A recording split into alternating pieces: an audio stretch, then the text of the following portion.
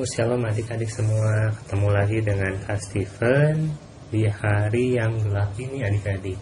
Apa ini yang terjadi ya? Sepertinya mati lampu nih adik-adik ya. Kondisi gelap gulita gini nggak enak ya adik-adik. Kita nggak bisa ngeliat apa-apa nih jadinya. Nah, coba kalau misalkan ada terang adik-adik ya. Kalau ada terang kita ngerasa lebih enak, kita ngerasa lebih nyaman adik-adik, karena kita bisa melihat sekeliling kita. Nah, kalau tadi kondisi kayak tadi gelap adik-adik ya, kelihatan bedanya adik-adik ketika gelap dan ketika ada terang ya. Terang itu bisa menyinari ruangan yang gelap. Hari ini kita adik-adik mau belajar tentang penciptaan terang dan gelap. Wah, pasti kakak yakin adik-adik udah tahu bahan Alkitabnya dari mana. Betul adik-adik, dari kitab Kejadian 1 ayat 1 sampai 13. Nanti kita mau baca, tapi sebelum kita baca Alkitabnya, kita berdoa dulu ya adik-adik. Yuk semua tutup matanya, lipat tangannya, kita berdoa. Tuhan Yesus, terima kasih Tuhan, penyertaan-Mu, pimpinan-Mu, sehingga kami hari ini Tuhan dapat kembali beribadah, kami dapat memuji nama-Mu, dan kami dapat kembali mendengarkan firman-Mu Tuhan. Biarlah Engkau yang beracara Tuhan untuk ibadah kami hari ini, sehingga setiap firman yang kami dengarkan boleh dapat hidup, boleh dapat kami pahami, dan boleh kami aplikasikan dalam kehidupan kami sehari-hari. Terima kasih Tuhan Yesus, berbicaralah karena kami siap untuk mendengar. Dalam nama Tuhan Yesus kami sudah berdoa dan mengucap syukur. Amin. Yuk adik-adik, sekarang kita buka semua Alkitabnya di Kejadian 1 ayat 1 sampai 13. Kakak akan membacakan perikop penciptaan Allah terhadap dunia ini sambil adik-adik bisa menyaksikan nih klip singkat penciptaan dunia ya.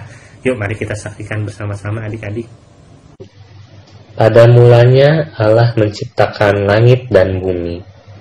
Bumi belum berbentuk dan kosong.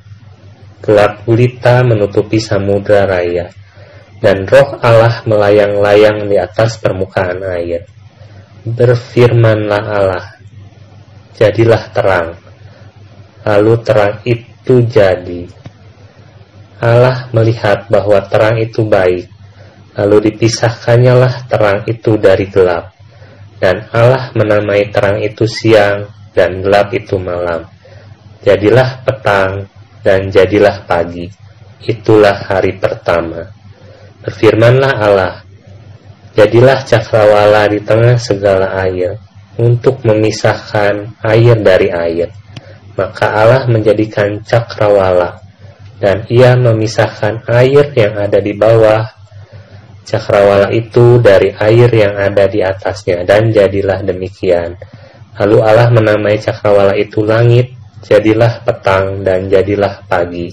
Itulah hari kedua.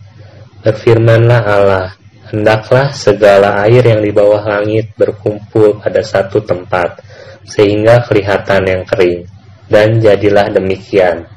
Lalu Allah menamai yang kering itu darat, dan kumpulan air itu dinamainya laut.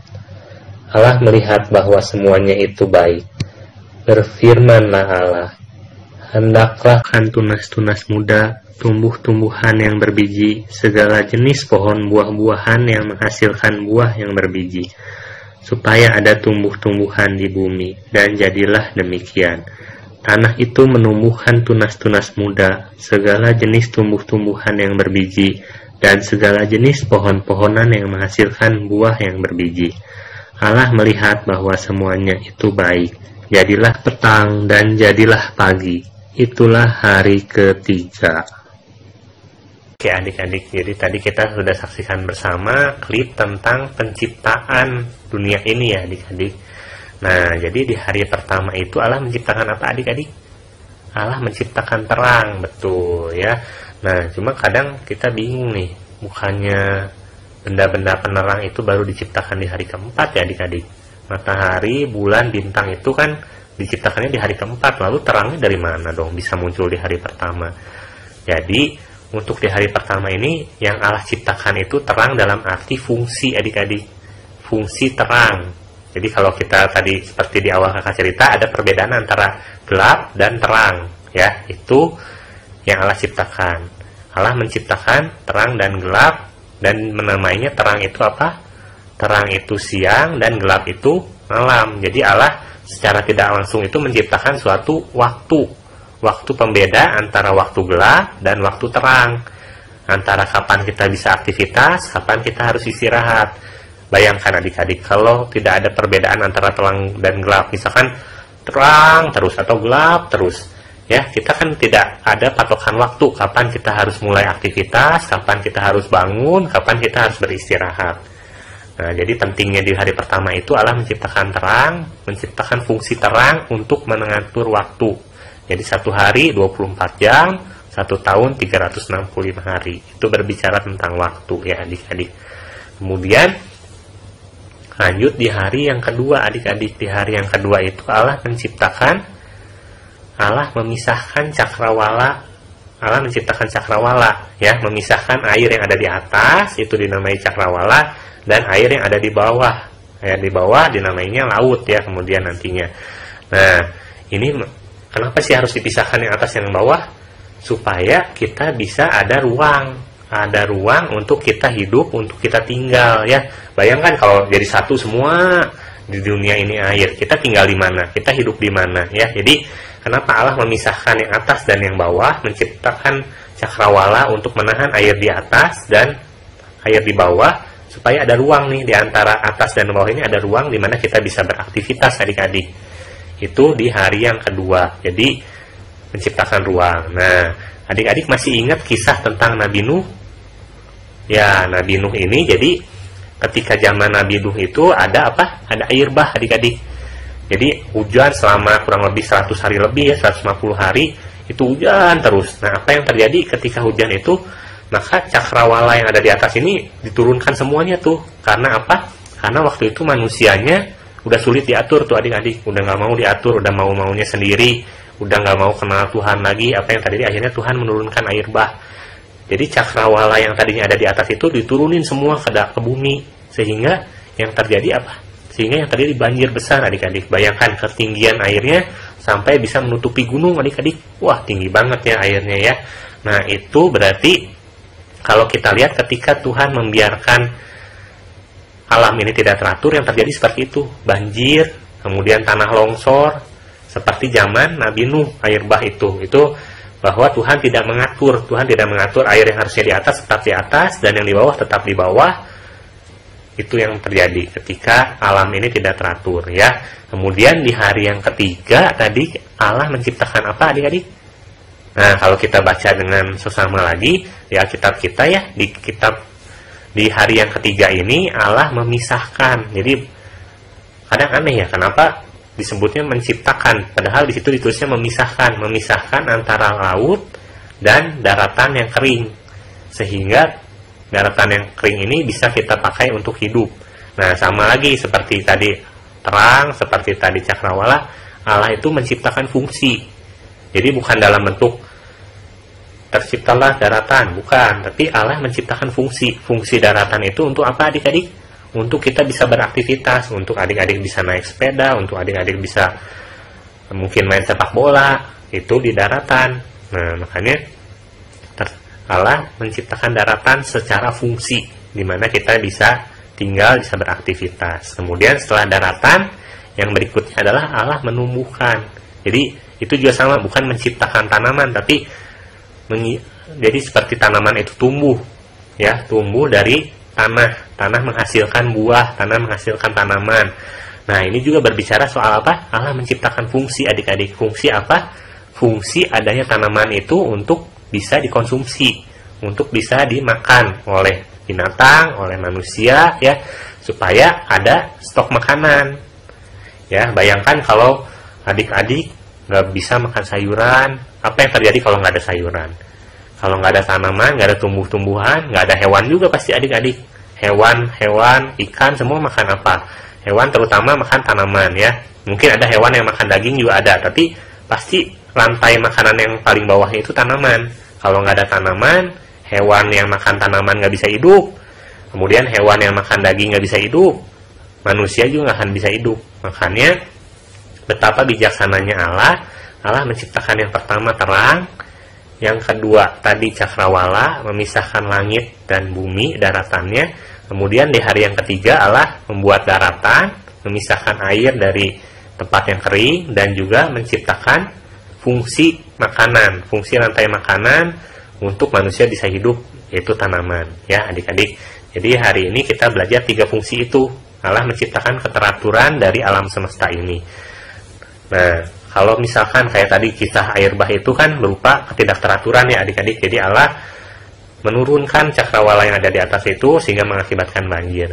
Nah, mungkin zaman sekarang juga kurang lebih sama adik-adik. Jadi kalau yang kakak rasakan, Allah tuh ingin mengingatkan manusia sekarang melalui apa? Melalui COVID, melalui corona. Nah, apa sih hubungannya adik-adik? Kenapa kok Allah itu, corona itu dibiarkan terus, dibiarkan tetap ada nih, udah kurang lebih udah 7 bulan ya adik-adik, dari bulan Januari. Kalau di asal muasalnya itu dari Januari, kurang lebih udah hampir 8-9 bulan adik-adik, belum berhenti nih corona ini, masih terus, bahkan di Indonesia jumlahnya semakin banyak. Nah, ini merupakan salah satu bentuk Allah mengingatkan bahwa ketika terjadi ketidakteraturan, yaitu ketika manusia udah mulai tidak teratur nih. Yang pertama apa? Yang pertama dari sisi langit. Langit udah mulai banyak bocor. Kalau kita tahu lapisan ozon itu udah mulai tipis adik-adik. Itu bisa terjadi radiasi. Ya. Kemudian yang kedua apalagi? Bumi yang semakin panas adik-adik.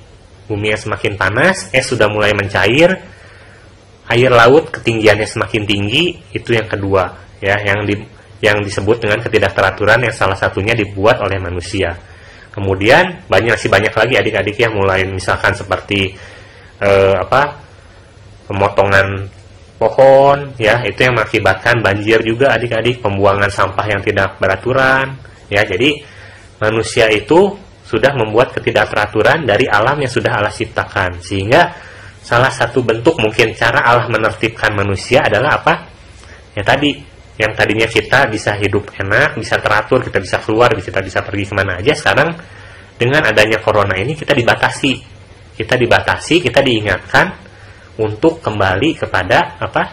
Kembali kepada keluarga kita, kembali kepada ibadah kita kepada Allah, kita mendekatkan diri lagi kepada Allah, supaya ingat, manusia ini sekarang udah mulai sombong, dia merasa bisa bikin ini, bisa bikin itu. Nah, sekarang Tuhan izinkan terjadi corona ini, terjadi COVID ini, di mana membatasi ruang lingkup kerja manusia, ruang lingkup aktivitas manusia. Nah, kira-kira sampai kapan ini corona ini masih membatasi? Sampai manusianya mungkin ya, Tuhan tujuannya supaya manusianya ini bisa nurut, bisa hidup teratur. Sama seperti waktu zaman Nuh, Tuhan menurunkan air bah, supaya manusia ingat bahwa masih ada pencipta, masih ada Allah sebagai pencipta yang punya otoritas terhadap alam semesta ini. Itu adik-adik. Jadi ya kita lihat sekarang ini di Indonesia ya khususnya adik-adik, Tuhan ingin menertibkan orang-orang itu supaya bisa hidup dengan lebih baik. Salah satunya menjaga kesehatan. Sekarang ini kan semua keluar harus pakai masker, itu menjaga kesehatan. Kemudian menjaga kebersihan, ya. Jangan lupa cuci tangan, itu juga salah satu faktor untuk kita bisa membuat dunia ini semakin teratur, lebih baik. Itu tujuannya. Tapi apa yang terjadi? Ternyata walaupun sudah sering diingatkan, masih aja banyak ya orang-orang yang keluar nggak pakai masker, orang-orang yang ketika bicara maskernya nggak ditutup, nggak dipakai. Nah, itu mengakibatkan penyebaran virus yang semakin banyak. Nah, jadi dengan adanya corona ini, mari kita sama-sama ingat adik-adik bahwa kita ini sedang dididik oleh Tuhan. Dididik untuk apa? Dididik untuk hidup teratur, seperti Allah menciptakan dunia ini, dunia yang teratur, ya. Allah sudah menciptakan dunia sesuai dengan fungsinya. Fungsi pertama dari terang, kemudian dari cakrawala, dan yang ketiga adalah fungsi dari sisi makanan, ya, tanaman itu sendiri, ya. Hari ini kita belajar hari penciptaan sampai dengan hari yang ketiga. Yuk kita baca bareng-bareng untuk ayat hafalannya adik-adik di Kejadian 1 ayat 3. Udah dapat semua? Yuk kita baca bareng-bareng.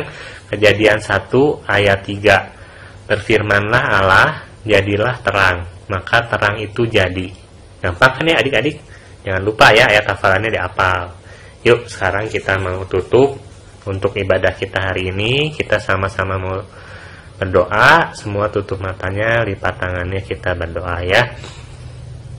Tuhan Yesus, terima kasih Tuhan, firman-Mu hari ini yang kembali mengingatkan kami Tuhan tentang kuasa-Mu dalam menciptakan alam semesta ini Tuhan, dalam membuat keteraturan dan membuat fungsi Tuhan, sehingga kami dapat beraktivitas, kami dapat hidup di dunia ini dengan baik. Tuhan, biarlah ajarlah kami, Engkau yang senantiasa mendidik kami Tuhan untuk senantiasa taat, senantiasa berpegang teguh Tuhan sepenuhnya kepada tangan-Mu saja. Kami juga berdoa Tuhan untuk kondisi negara kami Tuhan yang semakin hari semakin banyak Tuhan orang yang terkena virus corona. Biarlah Engkau yang menurunkan tangan-Mu Tuhan, memberikan pemulihan, memberikan kelepasan bagi negara kami. Terima kasih Tuhan Yesus, dalam nama Tuhan Yesus kami sudah berdoa dan mengucap syukur. Amin. Oke adik-adik ya, jangan lupa sesudah ibadah ini semua absen, diisi absensinya jangan lupa. Sampai jumpa lagi di minggu depan, tetap semangat, tetap taat, dan tetap rajin untuk beribadah dan berdoa ya. Sampai jumpa adik-adik, dadah.